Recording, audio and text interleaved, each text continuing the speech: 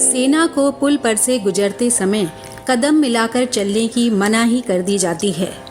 कारण ये है कि लेफ्ट राइट के ठीक क्रम से तालबद्ध पैर पड़ने से जो एकीभूत शक्ति उत्पन्न होती है, उसके प्रहार से मजबूत पुलों में दरार पड़ सकती है।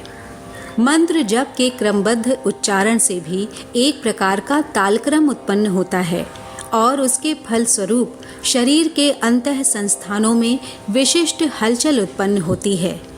ये हलचलें उन अलौकिक शक्तियों की मूर्छना दूर करती हैं जो जागृत होने पर सामान्य मनुष्य को असामान्य चमत्कारों से संपन्न सिद्ध कर सकती हैं। ध्वनियाँ उतनी ही नहीं हैं जितनी कि कानों से सुनाई पड़ती हैं। कान तो एक निश्चित स्तर के ध्वनि कंपनों को ही सुन पाते हैं। उनकी पकड़ से ऊंचे और नीचे कंपनों वाले भी असंख्य ध्वनि प्रवाह होते हैं जिन्हें मनुष्य के कान तो सुन नहीं सकते, पर उनके प्रभावों को उपकरणों की सहायता से प्रत्यक्ष देखा और जाना जा सकता है। इन्हें श्रवणातीत तरंगे कहते हैं। श्रवणातीत तरंगों का जप प्रक्रिया के द्वारा भी उत्पादन और समन्वय होता है।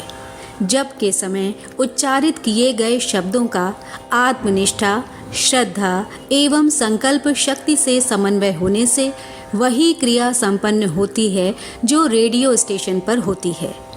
रेडियो स्टेशन पर बोले गए शब्द विशिष्ट विद्युत शक्ति के साथ मिलकर अत्यंत शक्तिशाली हो उठते हैं और पलक मारते ही समस्त भूमंडल में अपना उद्देश्य प्रसारित कर देते हैं। जप प्रक्रिया में एक विशेषता ये है कि उससे न केवल समस्त संसार का वातावरण प्रभावित होता है, वरन साधक का व्यक्तित्व भी जगमगाने लगता है। जबकि रेडियो स्टेशन से प्रसारण तो होता है, पर कोई स्थानीय विलक्षणता दिखाई नहीं पड़ती। इसी प्रकार लेजर किरणें फेंकने वाले यंत्रों में कोई निजी प्रभाव देखा नहीं जाता।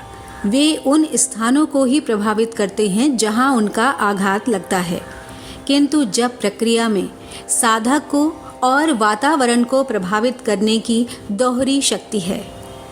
धन्यवाद और आपकी मंगल कामना के साथ इस सृजन सेनानी का नमस्कार।